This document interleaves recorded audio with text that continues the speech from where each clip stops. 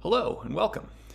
We are continuing our series on political philosophy, and today we're going to be looking at an essay by the notable and controversial figure Karl Marx, and we're going to be looking at a speech that he gave called Value, Price, and Profit. So let's get to it. Here's the plan for today. I'll describe some basic ideas about Marx. And we'll get a grip on some of Marx's key concepts. So we'll look at his theory of value and the labor theory of value, price, surplus value, and profit. And in developing these concepts, we will then be able to understand Marx's basic claim, his overall argument, that capitalism is exploitative. And here's the basic idea in a nutshell. Capitalists generate a profit by selling commodities at a price that reflects their value.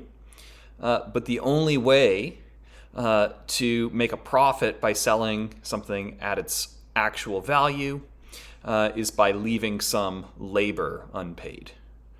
So that's the plan that we're looking at today. We'll take a deeper look into that argument. Here's a little bit about Marx. He lived in the 19th century. He lived much of his life in London, England. His thinking was deeply influenced by another German philosopher, Hegel. Perhaps the most significant idea that we get from Hegel that carries over to Marx is this idea that history moves in a rational progression of stages.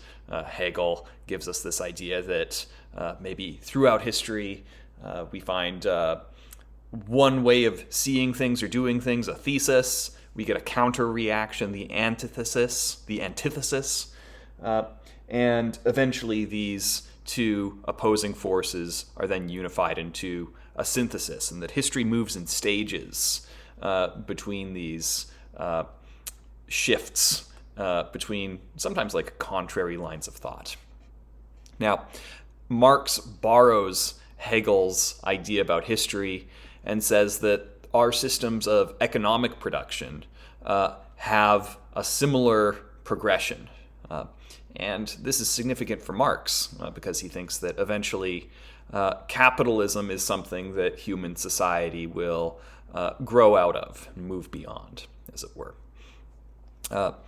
One of his most famous works is the Communist Manifesto, which he co-wrote with Friedrich Engels.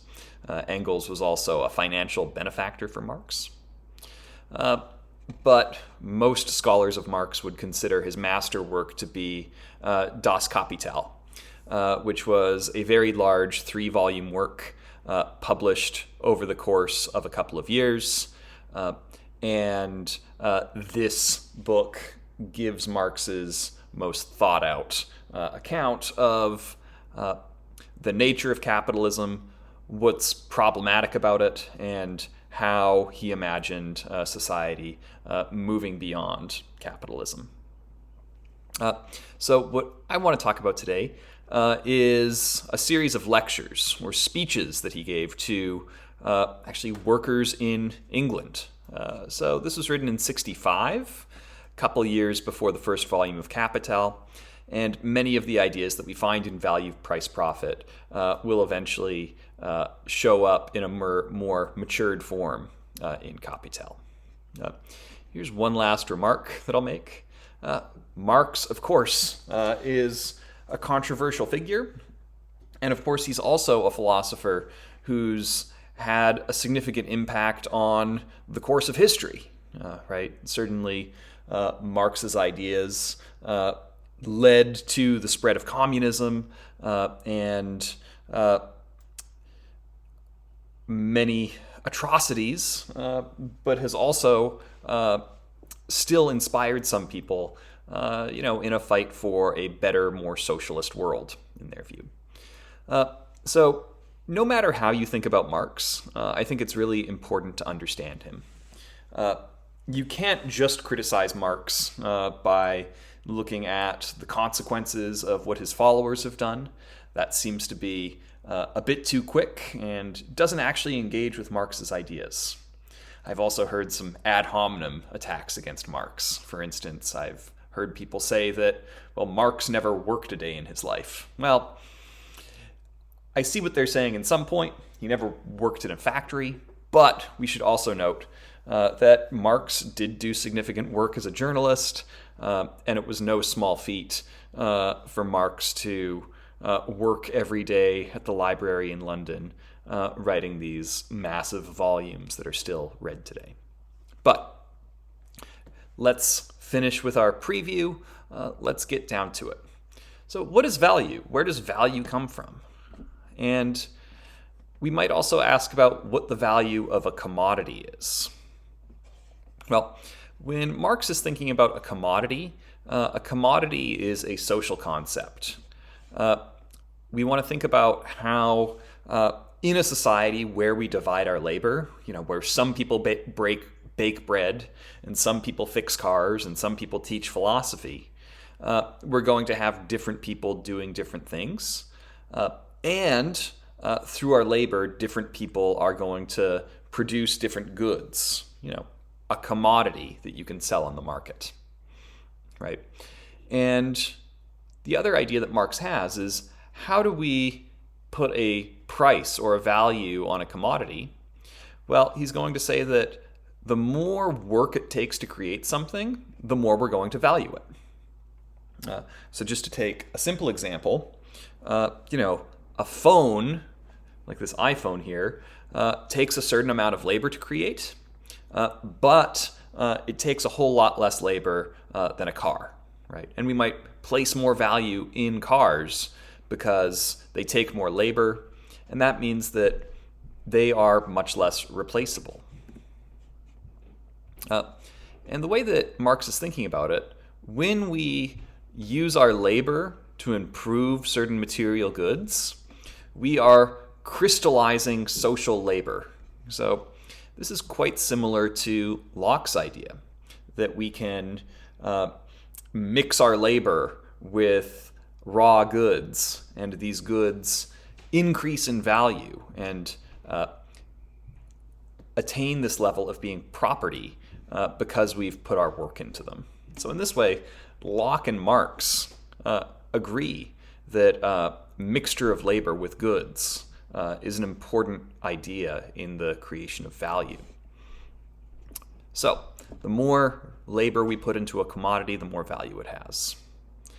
And he's going to say that when we say that one thing is worth more than another, when we say a car is worth more than an iPhone, it's because the car, as a commodity, has more labor worked up, realized, or fixed in its material structure. So Marx will refine this theory. He'll point out, for instance, some goods will have other goods and labor depending on them. So, for instance, if we have a ball of yarn, we might say, well, we would also have to realize that we needed to create a spindle and a loom and other sorts of tools, the gas and coal that we needed to ship all the goods into the first place. Now, we would say that like a fraction of all the labor that went into the other tools, materials, and machines is also going to be divided across all the products created with those tools and machines. This is Marx's point about the spindle and the yarn in our reading. And we might also ask, well, if we're determining the value of something in terms of the amount of work it takes to put into that thing, we might ask a question. Isn't it the fact that some people can do some work really quickly and other people will do the same work, but it will take them more effort and more time? Would that mean that the house that took longer to build and which was a slower and more arduous process, does that mean it's worth more? Marx is going to say no. Here he's going to say we need to focus on the average quantity of labor necessary for the production of a commodity. And he gives us a helpful example. He says that once the power loom was invented, So, a particular machine that we could use to weave fabric. Well, he's going to say that the average amount of labor to create cloth went down. And that meant that both handmade and power-made weavings had less value than they did before. Why? Because it takes less labor now, on average, to make cloth. And in this way, Marx is going to say every time we increase the quantity of labor wanted for the production of a commodity, so if a certain good gets harder to produce, maybe because resources become more scarce, that's going to increase its value. And every time it becomes easier to make a product, say when we create something like the power loom, that's going to lower the value of a thing. And Marx's concept of value, that there is an inherent value to goods depending on how much work it takes to create them, he's going to connect that also to price. As he puts it, the price of something is just a monetary expression of its value, right? So if we say that two things have the same worth, we might also realize that they should both be tradable for the same amount of financial compensation. So you can think of two things that both cost $500, whether that be, a new iPhone or some new guitars, right? And we might say that insofar as two things might have the same price, well, that reflects that they take, on average, the same amount of labor to create. So as Marx thinks about it, eventually prices will start to reflect a thing's value. And in this way, and you might find this surprising, Marx is quite happy to agree with economic analyses given by Adam Smith, a philosopher who's known for his defenses of free markets. Smith is going to tell us that if you want to know what a thing is worth, look at what people will pay for it. And Marx is going to agree with this, right? Insofar as we can see prices being determined, it's going to be affected by supply and demand, right? Now, this is closely connected to the labor theory of value, because if a thing is easy to make, then we can increase the supply of it easily, right? And that's going to lower the price of it. So easy things to make have low prices. That's reflected in the supply and demand theory. We might also notice that if a thing is very hard to make, say like a house, right?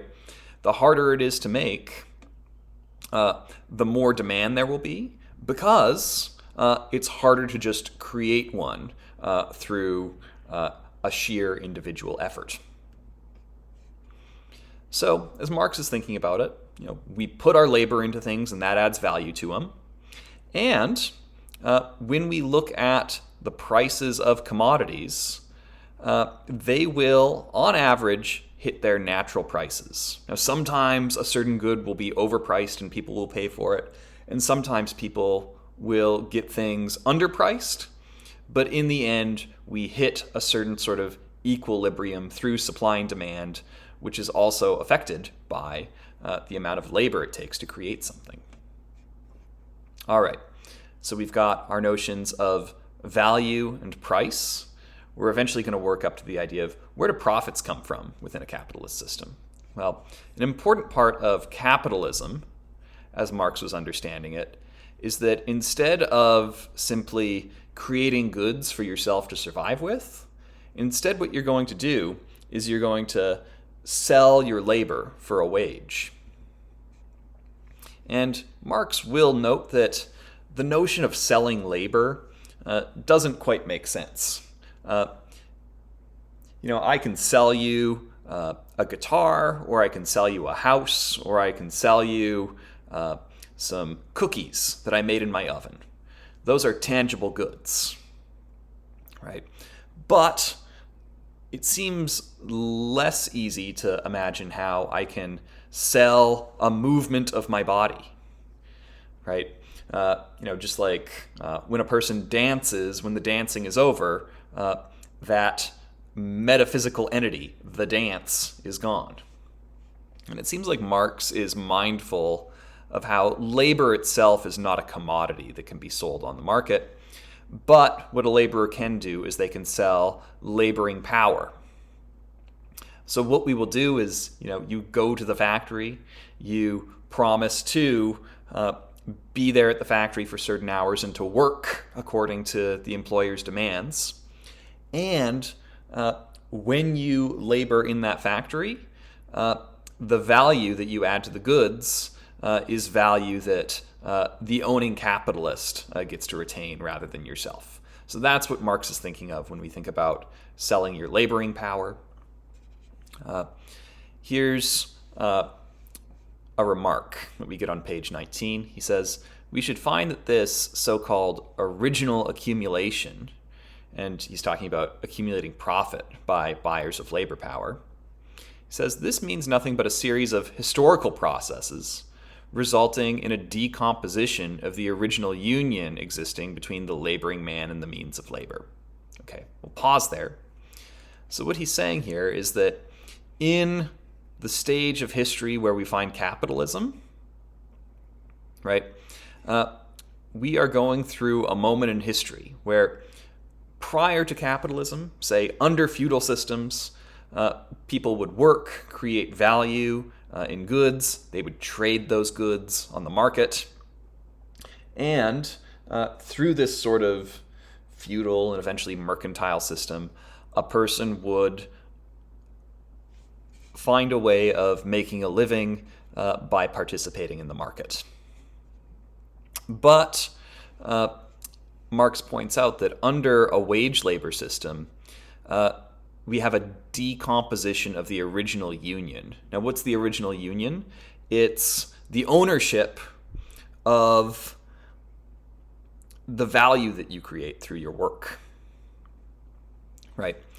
And he says that once you sell your labor power, what you're doing is you are alienating your labor, right? You are no longer gaining the value and keeping the goods that you're creating. And as he says, the separation between the man of labor and the means of labor, so you also don't own the goods that you're adding value to, nor do you own the machines that you're working with, once established. He says, such a state of things will maintain itself and reproduce itself upon a constantly increasing scale. Pause. What he's saying here is that when we start selling our labor and alienating our labor, that's going to make us dependent on this sort of wage labor system, and it's going to make it easier for the profiting capitalist to buy more laboring power from future workers and that worker previously again. So he's going to say that this is a way for wage laborers to stay wage laborers and for capitalists to continue to accumulate wealth, right? So he says that this is going to continue until a revolution in the mode of production should again overturn it and restore the original union in a new historical form. A thing that's notable in discussion of Marxism is that Marxists don't believe that we should just go back to a simple mercantile system or a feudal system or to just live on the land, right?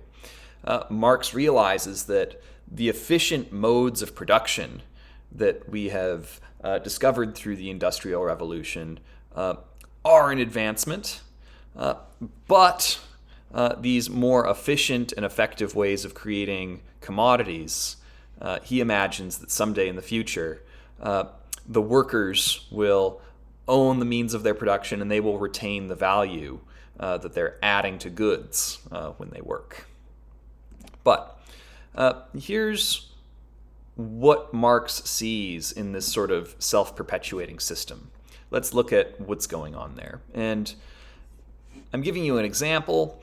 The financial figures are stipulated, but it's going to illustrate Marx's point about how capitalism works. So we might imagine a worker has certain daily necessities. Maybe in financial terms, it would cost 3 shillings. So 3 shillings to pay for your food and your shelter and to keep your family safe and happy. Let's just assume that that's how much it costs. And if we're just thinking about how much work it would take to create that value, we might imagine a worker who needs to do 6 hours of work to produce 3 shillings of increased value. Another way of putting this is that the worker adds half a shilling per hour with their effectiveness as a laborer. Right? But under capitalism, here's what might happen. They could work for 12 hours, right? And when they're working, they are improving the goods that they're working on, and that's going to add 6 shillings of value to the raw goods that they labor on throughout the day. So for instance, maybe this worker is turning a big pile of wool, and they're spinning it and they're turning it into yarn, right? And the pile of wool costs the capitalist $1 to supply into the factory. But the owner also knows that by doing 6 hours of work, you can take that 1 shilling worth of wool and turn it into 7 shillings worth of yarn, right? So in this way, through 12 hours, you could add 6 shillings of value. Now, the capitalist, Marx imagines, is going to try to get as much work as they can out of their laborer. So what the capitalist will do is they're going to pay the worker what the worker needs to keep them coming back. But they're also going to get them to work for 12 hours and add 6 shillings of value in the course of that workday. And remember, the capitalist is going to acquire the right, the ownership of the commodities produced through this purchase of labor. And as we see, the capitalist will require as much work as they can. And when we pay the worker 3 shillings after 12 hours of work, we're going to acquire goods with 12 hours of work in them. That's the yarn that got improved at half a shilling an hour for 12 hours. That's an extra 6 shillings of value that's been added. But of these 6 shillings, 3 will pay for the next day's labor, right? And the other half will form surplus value. So this is value that's been added, but which is not going to the workers. We can think of that as the surplus. And surplus value is what is used to constitute profit for Marx. And here's how Marx thinks about it. A profit is made by selling commodities at their values. With natural prices and the way that markets work, a price is going to be the best indicator of what a thing is actually worth. And if we compare the relative prices of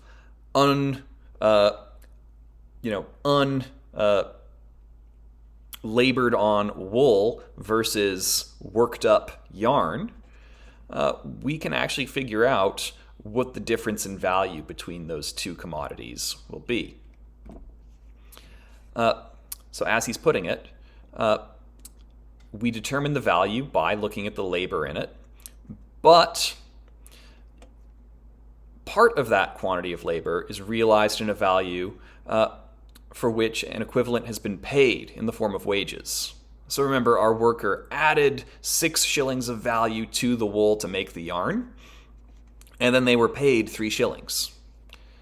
And part of their labor is realized in a value for which no equivalent has been paid. Part of the labor contained in the commodity is paid labor, and part of the value in the commodity is unpaid labor. And by selling, therefore, the commodity at its value, that is, as the crystallization of the total quantity of labor bestowed upon it, the capitalist must necessarily sell it at a profit. The way that Marx is thinking about it is capitalism would not exist if it weren't set up in a way that was profitable. We wouldn't have a factory where we were adding 6 shillings to a certain good, but then selling it without any surplus value. Surplus value is the thing that keeps the system running for Marx. Now, Marx says sometimes a capitalist will decompose their profits. So we might imagine this capitalist extracting surplus value by getting an increase in the commodities that they own and then sell, but they don't pay the laborer all of that increase in value. Well, they might take that other 3 shillings and they might take that 3 shillings to invest it in further capitalist enterprises. So they might be paying rent to other capitalists. They might be buying new goods. They might be further making investments. But Marx will point out, even if you reinvest your profits, those profits are still profits. And insofar as they're profits, they are still based on what Marx thinks of as unpaid labor. Under this system, Marx says that we can only make it work by having the worker add value that they're not getting paid for. Another way of putting it is, it seems like Marx is worried about the fact that under capitalism, we require the wage laborer to work for free some of the time. Now, Marx wants to be clear how he's thinking about rates of profit in his argument about how capitalism is exploitative. So here's the first method. He says, look at the cost of wages. So what are we paying the worker? In our stipulated example, it was 3 shillings. And we compare that with the value added to the goods. And from this, we find surplus value. So in another case, we could imagine a worker getting paid $100 in wages, but through the work that they do, the raw goods have $200 more worth of value after the person's working day is done. Right? Marx is going to say, we look at the one thing and we look at the other thing, the wage versus the worker's value add, and we're basically saying $100 of wages in, $200 of value add out. He would say that's a 100% rate of profit because it's 100 over 100 in terms of the surplus compared to the wage. But this is closely related to Marx's point about how profits can be decomposed into further capitalist enterprises. Oftentimes, the capitalist will say, hey, I've got tight margins here, right?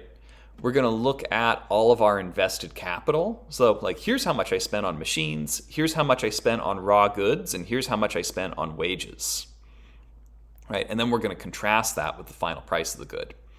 Now, in this situation, we might imagine somebody paying $100 for wages, and they might also be putting up $400 worth of machinery and materials. And then there is $200 worth of value added to the commodity with $100 as surplus value, right? So in fact, this situation and this situation are the same situation, but we've just added the fact that there was $400 of further investment beyond just the worker's wages and our eventual surplus value. But on this approach, we would say, look, $500 was put into the situation, but we end up selling $600 worth of goods, right? Well, in this situation, we would have a $100 profit, right? Comparing the investment to what is sold.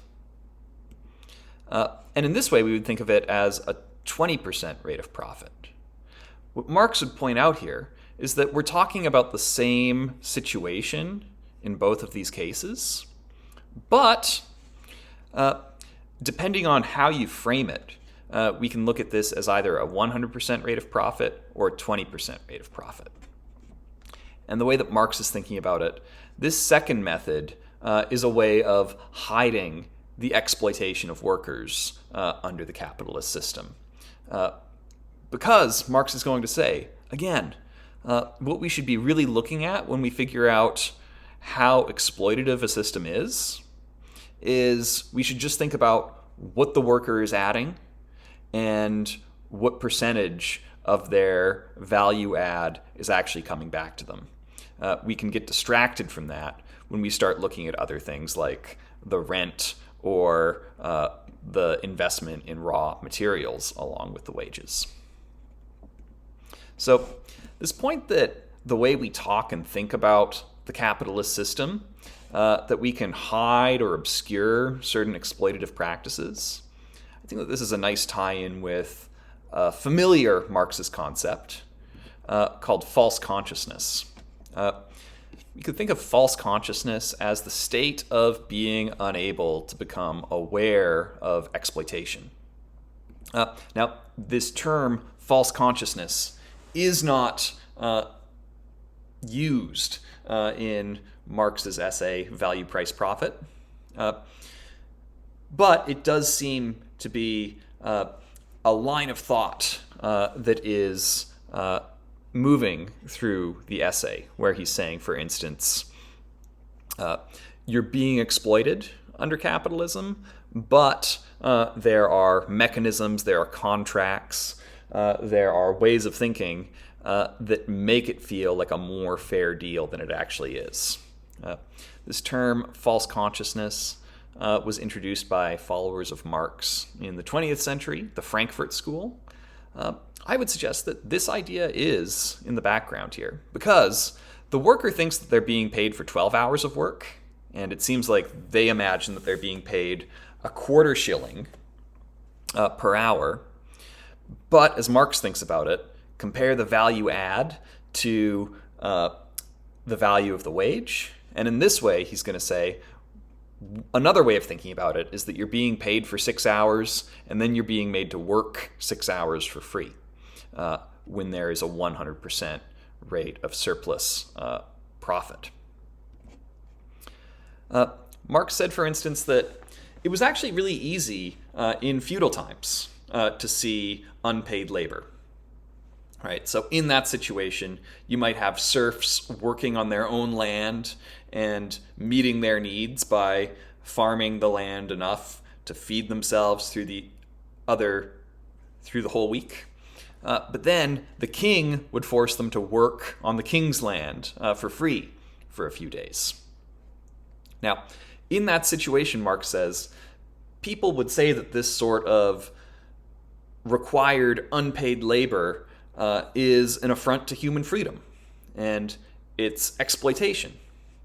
But by setting up a wage system with, a quarter-hour wage, Marx says that we're in the same situation in both, that half your work is being paid and half isn't, but people were able to see it more easily under the feudal system. As he puts it, the unpaid labor is completely masked by the intervention of a contract. So in this way, Marx has an epistemology of where capitalist exploitation comes from, and even though a worker is being exploited, they will not always recognize that exploitation, and in some ways they don't have a way to avoid the exploitation or even imagine an alternative. Now, to end, we have this exploitative system for Marx. What we often hear, and Marx is speaking to workers in this situation, should we demand a wage increase?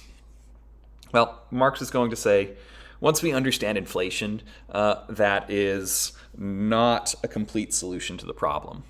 Because if the cost of your necessities increases, a wage increase has no increase in value. It simply changes the money names of those values. So, for instance, if your wage is increased 10%. That's great.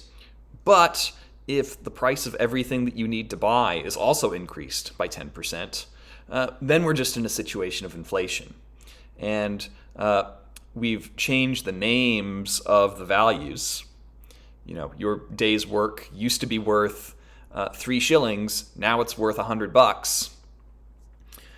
But if your necessities cost $100 now, where they used to cost 3 shillings, then we've changed the names of the money values, but you haven't actually been given more access to any value. Even if you limit the length of your working day, he says that this sort of reform might not fix things because capitalists might try to get more value out of you in a shorter amount of time by increasing the intensity of your labor.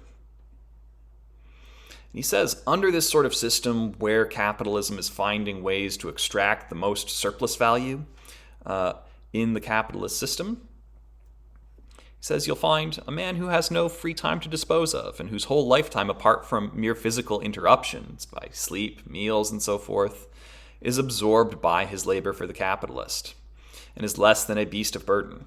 He's saying it's an all-encompassing thing for your life, and it makes you feel maybe even less than an animal. You become then a mere machine for producing foreign wealth, broken in body and brutalized in mind. And yet the whole history of modern industry shows that capital, if not checked, will recklessly and ruthlessly work to cast down the whole working class to this utmost state of degradation. So as Marx was imagining it, capitalism, as it reinforces itself through further profit and making workers depend upon wage labor, this is going to take away options, and it's also going to be incredibly demoralizing, to put it mildly, right? And we might, in contemporary society, see ways in which capitalism can be really hard on people.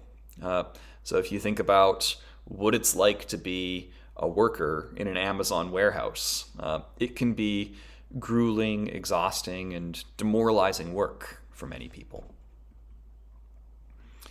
And so Marx says, demanding wage increases is really trying to treat the symptoms, but not really the disease. As he puts it, the present system simultaneously engenders the material conditions and social forms necessary for an economical reconstruction of society.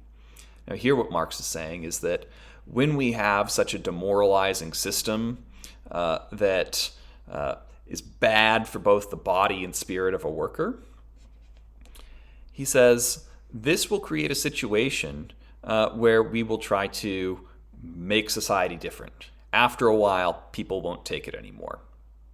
And in this way, he says, instead of the conservative motto, a fair day's wage for a fair day's work, this is the idea of like tinkering at the edges of the system. Marx's suggestion is that workers ought to inscribe on their banner the revolutionary watchword, abolition of the wages system. He thinks that only once we get rid of this system where we sell our laboring power and surplus value is extracted for a profit, he says once we move away from that system, we'll find something that might make more sense for our society now, maybe even something that could be sustainable. So here are some of the main takeaways from this discussion of Marx. He says that the value of a commodity is proportional to the average amount of labor it takes to produce. Remember, this is actually kind of close to Locke, right? Value is a function of labor. 2, commodities on average sell at their values or their natural prices. Here again, we saw that Marx was aligning himself with perhaps an unexpected figure. He was basically agreeing with ideas about supply and demand from Adam Smith. And remember, the harder something is to make, the less the supply will be, the more the demand will be. And that explains why things that take a lot of labor have a high amount of value and are priced accordingly. We see that capitalists produce profits by extracting surplus labor from workers and selling commodities at their value. And in this way, Marx says that in a way, the capitalist system is predicated on leaving some of the labor that adds value to goods, to commodities, leaving some of that labor unpaid in order to let these commodities sold at their value to generate a profit. And in this way, we have unpaid labor. And Marx would say that we could use the word exploitation. We might say that under the capitalist system, the owners will be exploiting the workers in the sense that they will use them according to their plans to achieve their aims. Marx will tell us that various mechanisms in capitalism mask exploitation, so things like contracts, hourly wages, talking about rates of profit rather than talking about the difference between value add and surplus value. And in this way, there is a lot of false consciousness surrounding the fairness of capitalism. Last thing that Marx recommended, as we saw, is that wage increases are insufficient. That doesn't solve the problem of exploitation. Instead, to really deal with the problem of exploitation, Marx thinks that we should simply abolish the wages system altogether. So that's it for today. In the next video that I make, we'll be seeing a contemporary analysis of Marx and this concept of exploitation in a paper called Unjust Exploitation by a contemporary philosopher, Alan Wood. So I hope you'll join me on that round. Thanks for listening in, and I hope you found this discussion of Marx interesting and useful. Take care.